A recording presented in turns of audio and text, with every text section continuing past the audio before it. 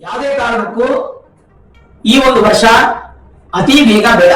ಒಂದು ಗಾಡಿ ಓಡಿಸೋದಾಗ್ಲಿ, ಕಾರ್ ಓಡಿಸೋದಾಗ್ಲಿ, ಅಥವಾ ನಿಮ್ಮ ಜಾಗಿಂಗ್ ಮಾಡೋದಾಗ್ಲಿ, ಅಥವಾ ನಿಮ್ಮ ಕೆಲಸವನ್ನ ಸ್ಪೀಡ್ ಆಗಿ ಮಾಡೋದಾಗ್ಲಿ, ಈ ತರದ್ದು ಯಾವುದನ್ನು ಮಾಡೋದು ಬೇಡ.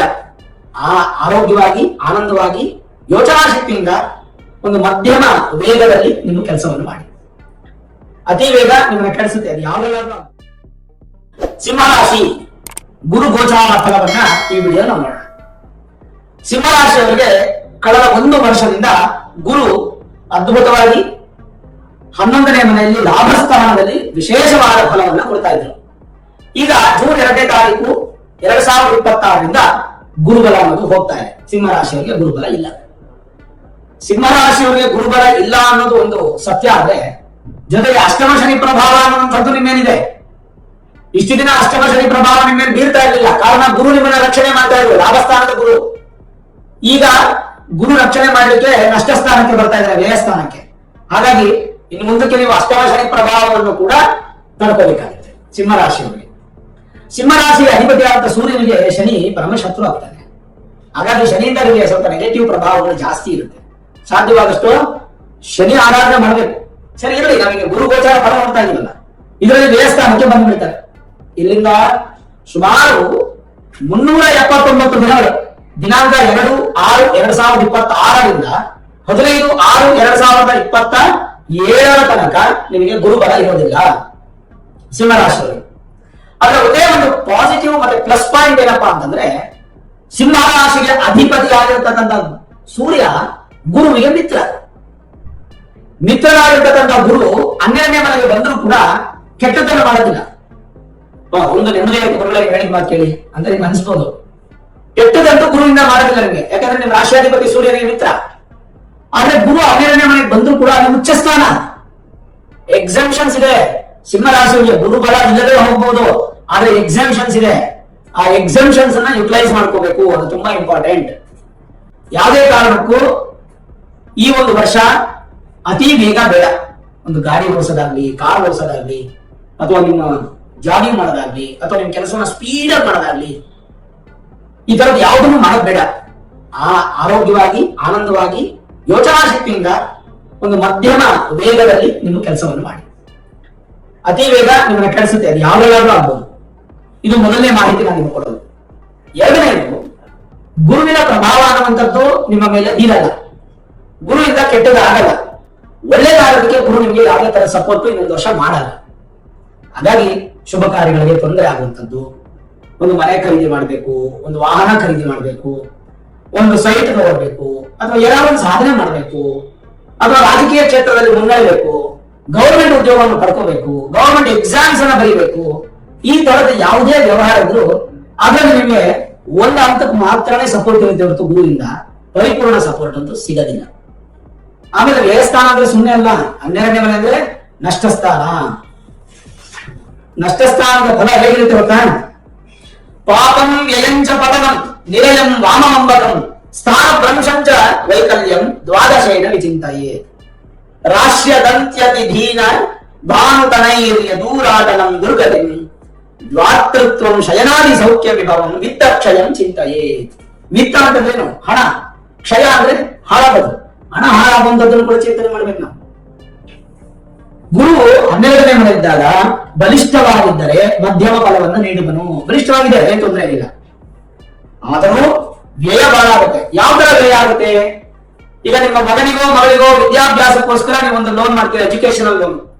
ಈ ತರದ ಖರ್ಚು, ಅಥವಾ ಮದುವೆಗೆ ಖರ್ಚು, ಅಥವಾ ಮನೆ ಕಟ್ಟೋದ ಖರ್ಚು, ಈ ತರ ಯಾವ್ದಾದ್ರು ಒಂದು ಒಳ್ಳೆ ಖರ್ಚುಗಳನ್ನ ಮಾಡಿಸ್ಲಿಕ್ಕೆ ಗುರು ಹೋಗ್ತಾರೆ, ವ್ಯಯವನ್ನ ಮಾಡ್ತಾರೆ. ಬಿಟ್ರೆ ಕೆಟ್ಟ ಖರ್ಚುಗಳನ್ನ ಮಾಡಲ್ಲ. ಅಂದ್ರೆ ಈ ಸಂದರ್ಭ ಏನಾಗುತ್ತೆ, ನಿಮಗೆ ಅದೃಷ್ಟ ಸ್ಥಾನದ ಅಧಿಪತಿ 8th ಹೌಸ್ ಲಾರ್ಡ್ ಗುರು. ನಿಮಗೆ 8th house lord is in 12th house, 5th house lord is in 12th house. 5 ಮತ್ತು 8ನೇ ಸ್ಥಾನಕ್ಕೆ ಅಧಿಪತಿ ಆಗಿರ್ತಕ್ಕಂಥದ್ದು ನೀವು ಗುರು. ಅವ್ರು 12ನೇ ಮನೆಯಲ್ಲಿದ್ದಾಗ ಸ್ವಲ್ಪ ಖರ್ಚು ಜಾಸ್ತಿ ಮಾಡುವಂಥದ್ದು. ಹಾಗಾಗಿ ಸಾಧ್ಯವಾದಷ್ಟು ನಿಮ್ಮ ಕೈಯಲ್ಲಿ ಲಿಕ್ವಿಡಿಟಿ ಅಮೌಂಟ್ ಅನ್ನು ಇಟ್ಕೊಳಕ್ ಹೋಗ್ಬಿಡಿ. ಒಂದು ಹೆಂಡತಿ ಹೆಸರಲ್ಲಿ ಇಟ್ಬಿಡೋದು, ಅಥವಾ ಗಂಡನ ಹೆಸರಲ್ಲಿ ಇಟ್ಬಿಡೋದು, ಅಥವಾ ಮಕ್ಕಳ ಹೆಸರಲ್ಲಿ ಇಟ್ಬಿಡೋದು, ಅಥವಾ ಏನಾದ್ರೂ ಒಂದು ಇನ್ವೆಸ್ಟ್ಮೆಂಟ್ ಮಾಡೋದು ಮಾಡಿ. ದುಡ್ಡನ್ನ ವಿನಾಕಾರಣ ಖರ್ಚು ಮಾಡಕ್ ಹೋಗ್ಬೇಡಿ. ಯಾವುದೇ ಕಾರಣಕ್ಕೂ ಎಚ್ಚರವಾಗಿ ಇದೊಂಥರ ಎಚ್ಚರಿಕೆ ಗಂಟೆಯಿಂದ ತಗೊಳ್ಳಿ ಸಿಂಹರಾಶಿಯವರು. ಹಣದ ಖರ್ಚನೆ ಮಾಡುವಂಥದ್ದು ಬಹಳ ಸುಲಭ, ಹಣವನ್ನ ಸಂಪಾದನೆ ಮಾಡುವಂಥದ್ದು ಬಹಳ ಕಷ್ಟ. ಆದ್ರೆ ನಿಮಗೆ ಅನುಭವಕ್ಕೆ ಬಂದಿರ್ತೀವಿ ಆಗ್ಲೇ. ಹಾಗಾಗಿ ಹೆಚ್ಚಿನ ಯೋಚನಾ ಶಕ್ತಿಯಿಂದ ನೀವು ಹಣದ ಬಳಕೆಯನ್ನ ಮಾಡಬೇಕು. ಕೆಲವೊಂದಕ್ಕೆ ಮಾಡಲೇಬೇಕು ಬಿಡಿ. ಈಗ ಅಪ್ಪಂಗು ಅಮ್ಮಂಗು ಆರೋಗ್ಯ ಸರಿ ಇಲ್ಲ, ಖರ್ಚು ಮಾಡಬೇಕಾಗುತ್ತಾ? ಅವ್ರಿಗಿಂತ ಹಣ ಬೇಕಲ್ಲ. ಹಾಗಾಗಿ ನೀವು ಖರ್ಚು ಮಾಡ್ಬೇಕಂದ್ರೆ ಹಣದ ಸಂಗ್ರಹಣೆ ಮಾಡಬೇಕು. ಸಂಗ್ರಹಣೆ ಮಾಡ್ಲಿಕ್ಕೆ ಶುರು ಮಾಡಿ, ವಿನಾಕಾರಣ ಖರ್ಚು ಮಾಡಬೇಡಿ. ಅದಲ್ಲದೆ ಅತ್ಯಂತ ಚಂಚಲತೆ ಇರುತ್ತೆ. ಇದು ಮಾಡ್ತೀನಿ, ಅದು ಮಾಡ್ತೀನಿ, ಇನ್ನೊಂದು ಮಾಡ್ತೀನಿ, ಮತ್ತೊಂದು ಮಾಡ್ತೀನಿ, ಎಲ್ಲ ಮಾಡ್ತೀನಿ ಅಂತ 5-6 ಕೆಲಸಗಳಿಗೆ ಹಾಕೋದು ಯಾವ ಕೆಲಸ ಪರಿಪೂರ್ಣ ಆಗಲ್ಲ. ಮತ್ತೆ ಸೆಕೆಂಡರಿ ಇನ್ಕಮ್ ಜನರೇಟ್ ಮಾಡೋದಕ್ಕೆ ಬಹಳಷ್ಟು ಕಷ್ಟಪಡ್ತಿರ್ತೀರಾ. ಮೇನ್ ಏನಪ್ಪಾ ಅಂದ್ರೆ ನಿಮ್ಮ ಜಾಗವನ್ನ ನೀವು ಬಿಟ್ಕೊಡ್ಬೇಡಿ. ಯಾಕೆ ಅಂತ ಹೇಳ್ತೀನಿ ನೋಡಿ. ಸ್ಥಾನ ಭ್ರಂಶಂಚ ವೈಕಲ್ಯಂ, ಸ್ಥಾನ ಭ್ರಂಶ ಆಗುವ ಸಾಧ್ಯತೆ ಅಂದ್ರೆ ಉದ್ಯೋಗ ಹೋಗ್ಬೋದು, ಲೇ ಆಫ್ ಆಗ್ಬೋದು, ಬೇರೆ ಕಡೆ ಉದ್ಯೋಗ ಸೇರ್ಕೋಬಹುದು, ಯಾವ ಒಂದು ಸಿಟಿ ಇರ್ತದೆ ಇನ್ನೊಂದು ಯಾವ ಒಂದು ಸಿಟಿ ನಿಮಗೆ ಜಾಬ್ ಸಿಗ್ಬೋದು, ಅಥವಾ ಬೇರೆ ಕಡೆ ಹೊರದೇಶ ಸಿಗ್ಬೋದು. ಸ್ಥಾನ ಭ್ರಂಶ, ಮನೆ ಬದಲಾವಣೆ ಆಗ್ಬೋದು, ಈ ತರ ಬದಲಾವಣೆಗಳನ್ನ ಕಾಣಬಹುದು. ಪಾಪಂ, ಕೆಟ್ಟ ಕೆಲಸಗಳಿಗೆ ಹೋಗ್ಬಿಡ್ತೀರಾ. ಸಿಗರೇಟ್ ಕುಡಿಯೋದು, ಮದ್ಯಪಾನ ಮಾಡೋದು, ಇಸ್ಪೀಟ್ ಆಡೋದು, ಇದೊಂದು ಕೆಟ್ಟ ಕೆಟ್ಟ ವ್ಯಸನಗಳು ಅಭ್ಯಾಸ ಆಗೋದು ಶುರುವಾಗುತ್ತೆ. ಅದನ್ನೆಲ್ಲ ನಿಗ್ರಹ ಮಾಡ್ಕೋಬೇಕು. ಹೌದು, ನಮ್ ಟೈಮ್ ಚೆನ್ನಾಗಿಲ್ಲ, ಗುರು ನನಗೆ 12ನೇ ಮನೆಯಿದ್ದಾರೆ, ಅಷ್ಟಮ ಶನಿ ಪ್ರಭಾವ ನಡೀತಾ ಇದೆ, ನಾನು ಯಾವುದೇ ಕೆಟ್ಟ ಅಭ್ಯಾಸ ಕಲಿಬಾರದು ಅನ್ನುವಂತಹ ಯೋಚನಾ ಶಕ್ತಿ, ವಿಲ್ ಪವರ್ ನೀವು ಹೆಚ್ಚಿಸ್ಕೊಳ್ಬೇಕು. ವ್ಯಂಚ ಪತನ, ಬೇರೆ ಖರ್ಚು, ಪತನ ಮತ್ತೆ ಕೆಳಗೆ ಬೀಳೋದು. ಆಮೇಲೆ ವಿಶೇಷವಾಗಿ ಶಯನಾದಿ ಸೌಖ್ಯ ವಿಭಂಗ, ಶಯನ ಸೌಖ್ಯ ಚೆನ್ನಾಗಿರುತ್ತೆ. ಒಳ್ಳೆ ಹಾಸಿಗೆ ಖರೀದಿ ಮಾಡ್ತೀರಾ, ಒಳ್ಳೆ ಮಂಚ ಖರೀದಿ ಮಾಡ್ತೀರಾ, ಒಳ್ಳೆ ನಿದ್ದೆ ಮಾಡ್ತೀರಾ, ಈ ತರದೆಲ್ಲ ತುಂಬಾ ಚೆನ್ನಾಗಿ ಒಳ್ಳೆ ಭೋಜನ ಇರುತ್ತೆ, ಹೊಟ್ಟೆ ತುಂಬಾ ಊಟ ಅದೆಲ್ಲ ಸಿಗುತ್ತೆ ನಿಮ್ಗೆ. ಇದೆಲ್ಲ ನಿಮ್ಗೆ ತೊಂದರೆ ಆಗಲ್ಲ. ಆದ್ರೆ ಮುಖ್ಯವಾಗಿ ಹಣ ಮತ್ತು ಸಂತಾನ ಎರಡರಲ್ಲೂ ವಿಳಂಬ ಆಗ್ಬಿಡುತ್ತೆ. ಯಾರ್ಯಾರು ಸಂತಾನಾಪೇಕ್ಷಿತ ದಂಪತಿಗಳಿದ್ದಾರೆ ಸಿಂಹರಾಶಿಯವರು, ನೀವು ಈ ವರ್ಷ ನಿಮಗೆ ಸಂತಾನ ಆಗ್ಲಿಲ್ಲ ಅಂತಂದ್ರೆ ಸ್ವಲ್ಪ ಶ್ರಮ ಆಗುತ್ತೆ. ಹಾಗಾಗಿ ಹೆಚ್ಚಿನ ಒಂದು ಒತ್ತಡ ಸಂತಾನಕ್ಕೆ ಕೊಡ್ಬೇಕು ನೀವು. ವಿತ್ತ ಕ್ಷಯ ಚಿಂತೆಯೇ, ವಿತ್ತ ಅಂದ್ರೆ ದುಡ್ಡು, ಕ್ಷಯ ಅಂದ್ರೆ ಹಾಳಾಗೋದು, ಅದನ್ನ ಚಿಂತನೆ ಮಾಡಬೇಕು, ಹುಷಾರಾಗಬೇಕು. ಇನ್ನೊಂದು ತುಂಬಾ ಇಂಪಾರ್ಟೆಂಟ್.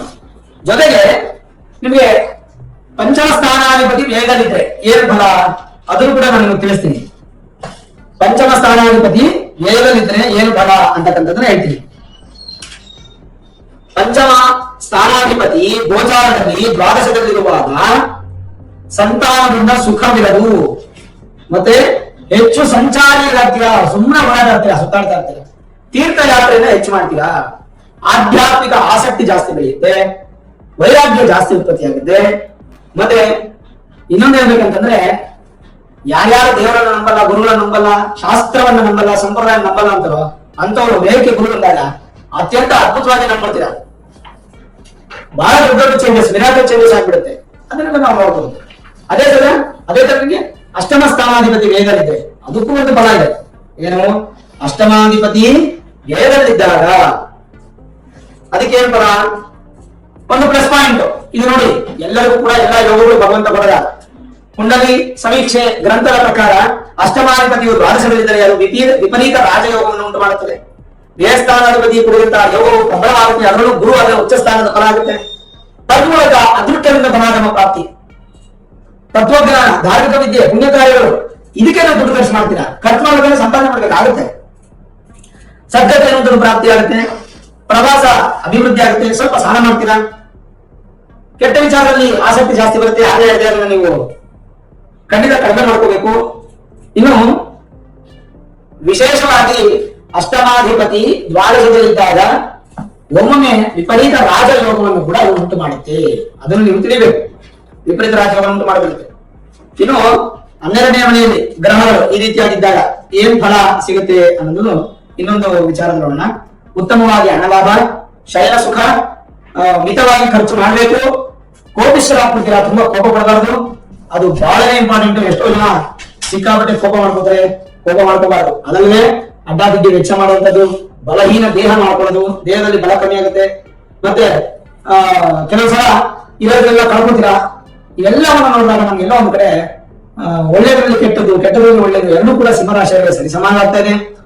ಮತ್ತೆ ಹೆಚ್ಚಿನ ಸಪೋರ್ಟ್ ಅನ್ನುವಂಥದ್ದು ಯಾರಿಗೂ ಸಿಗಲ್ಲ. ಒಬ್ಬರೇ ನೀವು ಬೆಳಿಬೇಕು, ಒಬ್ಬರೇ ಮೇಲ್ ಬರಬೇಕು, ಯಾವ್ದು ಸಪೋರ್ಟ್ ಸಿಗಲ್ಲ. ವ್ಯವಸಾಯ ಮಾಡೋದಂತೂ ಚೆನ್ನಾಗಿರುತ್ತೆ, ತೊಂದರೆ ಇಲ್ಲ.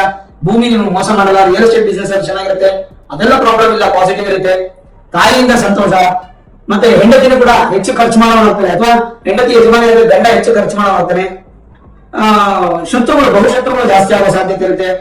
ಎಲ್ಲವೂ ಕೂಡ ನೀವು ಬ್ಯಾಲೆನ್ಸ್ ಮಾಡ್ಬೇಕಂತ ಆದ್ಯ ಕರ್ತವ್ಯ ನಿಮ್ಗಿರುತ್ತೆ. ಸರಿ, ಹಾಗಾದ್ರೆ ಇನ್ನೊಂದು ಎಕ್ಸಾಮ್ಷನ್ಸ್ ಹೇಳ್ತೀವಿ. ಒಂದು ಎಕ್ಸಾಮ್ಷನ್ಸ್ ನಿಮಗೆ ಸಿಂಹರಾಶಿ ಅಧಿಪತಿ ಅಂತ ಸೂರ್ಯನಿಗೆ ಗುರು ಮಿತ್ರ, ಎರಡನೇದು ಗುರು ವೇಗಲಿದ್ರು ಕೂಡ ಉಚ್ಚ ಸ್ಥಾನದಲ್ಲಿರ್ತಕ್ಕಂಥದ್ದು ಎರಡು ಎಕ್ಸಾಮ್ಷನ್ಸ್. ಮೂರನೇ ಎಕ್ಸಾಮ್ಷನ್ ಇದೆ, ನಿಮ್ಮ ಮೂಲ ಜಾತಕದಲ್ಲಿ ಗುರು ಏನಾದ್ರು ಉಚ್ಚ ಸ್ಥಾನದಲ್ಲೋ ಸ್ವಂತ ಮನೆಯಲ್ಲೋ ಮಿತ್ರನ ಮನೆಯಲ್ಲೋ ಇದ್ದರೆ ನಿಮಗೆ ಈ ಗುರು ನೆಗೆಟಿವ್ ಅನ್ನೋದು ದೂರ ಆಗ್ಬಿಡುತ್ತೆ. ಅದಕ್ಕೆ ನಿಮ್ಮ ಮೂಲ ಜಾತಕವನ್ನು ಒಮ್ಮೆ ನುರಿತ ಜ್ಯೋತಿಷ್ಯರಿಗೆ ತೋರಿಸ್ಕೊಂಡು Vedic astrology, higher astrology predictions ಅನ್ನು ಮಾಡಿಸ್ಕೊಂಡು ಏನಾದ್ರೂ ಗುರು ಅಸ್ತನಾಗಿದ್ರೆ, ವಕ್ರಿಯಾಗಿದ್ರೆ, ಪಾಪಕರ್ತನ ಯೋಗದಲ್ಲಿದ್ರೆ, ಪಾಪಗ್ರಹದ ಯುತಿಯಾಗಿದ್ರೆ, ನೀಚನಾಗಿದ್ರೆ, ಶತ್ರು ಮನೆಯಲ್ಲಿದ್ರೆ ಅದಕ್ಕೆ ಸಂಬಂಧಪಟ್ಟಂತ ಪರಿಹಾರ ಮಾಡ್ಕೊಳ್ಳಿ. ಖಂಡಿತ ನಿಮ್ಗೆ ಅದೊಂದು ಎಕ್ಸೆಂಪ್ಷನ್ ಸಿಗುತ್ತೆ. ಪರಿಹಾರ ಆಗಿರೋದು ಆಗ್ತಾ ಬಂತು. ಗುರುಶಾಂತಿ ಮಹಾಯಾಗ ಎಲ್ಲಾ ಕಡೆ ಮಾಡ್ತಾ ಇರ್ತಾರೆ. ಜೂನ್ 2, 2026 ಎಲ್ಲಾ ಕಡೆ ಗುರುಶಾಂತಿ ಮಹಾಯಾಗ ಮಾಡ್ತಾ ಇರ್ತಾರೆ. ನಿಮ್ಮ ಊರು, ಗ್ರಾಮದಲ್ಲೋ, ಮಠದಲ್ಲಿಯೋ ಕೂಡ, ಮಂದಿರಗಳಲ್ಲಿ ಎಲ್ಲರೂ ಮಾಡ್ತಾ ಇರ್ತಾರೆ. ಅಲ್ಲೋಗಿ ಪಾರ್ಟಿಸಿಪೇಟ್ ಮಾಡಿ. ಒಂದು 500, 1000, 2000, 5000 ಅಮೌಂಟ್ ಇಟ್ಟಿರ್ತಾರೆ. ಅದನ್ನ ಪೇ ಮಾಡಿ ನಿಮ್ಮ ಗೋತ್ರ, ನಕ್ಷತ್ರ, ರಾಶಿ, ಹೆಸರೆಲ್ಲ ಬಿಟ್ಟು ಸಂಕಲ್ಪ ಮಾಡಿಸಿ ಪೂಜೆ ಅದಕ್ಕೆ ಪಾರ್ಟಿಸಿಪೇಟ್ ಮಾಡಿ. ಕಡ್ಡಾಯ ಮಾಡಲೇಬೇಕು. ಸಿಂಹರಾಶಿ ಬಿಡಿ, ಸೇವೆ ಮಾಡಿ, ಭಗವಂತನ ಆಶೀರ್ವಾದ ಅಂತ ಪಡ್ಕೊಳ್ಳಿ. ಇದಂತೂ ವೆರಿ ಕ್ಲಿಯರ್ ನಾನು ಹೇಳ್ತೀನಿ. ಯಾವ ಕಾರಣಕ್ಕೂ ನೆಗ್ಲಿಜೆನ್ಸಿ ಮಾಡಬೇಡಿ. Your house is not A very good house, disaster place, ನಷ್ಟ ಸ್ಥಾನ, ವ್ಯಯ ಸ್ಥಾನ, ಖರ್ಚು ಮಾಡುವ ಸ್ಥಾನ. ಭಯಪಡಿಸ್ತಾ ಇಲ್ಲ, ಎಕ್ಸಾಮ್ಷನ್ಸ್ ಇದೆ, ಮೂಲ ಜಾತಕದ ಮೇಲೆ ಡಿಪೆಂಡ್ ಆಗುತ್ತೆ. ಅದಕ್ಕೂ ಒಂದು ಗುರುಶಾಂತಿ ಮಹಾಯಾಗ ಮಾಡ್ಕೊಳ್ಳೋಣ. ಸಿಂಹ ರಾಶಿಯಲ್ಲಿ ಎಲ್ಲರೂ ಕೂಡ ತುಂಬಾ ಚೆನ್ನಾಗಿರ್ತೀರಾ, ಚಿಂತೆ ಮಾಡಬೇಡಿ, ಧೈರ್ಯವಾಗಿ ನೋಡಿದ್ರೆ ವೀಕ್ಷಕರೇ. ಗುರು ಗೋಚಾರ ಫಲ 2026 ಸಿಂಹ ರಾಶಿಯವರ ಪಾಸಿಟಿವ್ ಮತ್ತೆ ನೆಗೆಟಿವ್ ಎಲ್ಲವನ್ನ ವಿಶೇಷವಾಗಿ ತಿಳಿಸ್ಕೊಟ್ಟಿದ್ದೀನಿ. ಈ ವಿಡಿಯೋ ಇಷ್ಟ ಆಗಿದ್ರೆ ಲೈಕ್ ಮಾಡಿ, ಶೇರ್ ಮಾಡಿ, ಮುಖ್ಯವಾಗಿ ನಮ್ಮ ಚಾನಲ್ಗೆ ಸಬ್ಸ್ಕ್ರೈಬ್ ಮಾಡಿ, ಬೆಲ್ ಐಕಾನ್ ಅನ್ನು ಪ್ರೆಸ್ ಮಾಡಿ. ಸರ್ವೇ ಜನಾಃ ಸುಖಿನೋ ಭವಂತು, ಸಮಸ್ತ ಸನ್ಮಂಗಳ ಭವಂತು.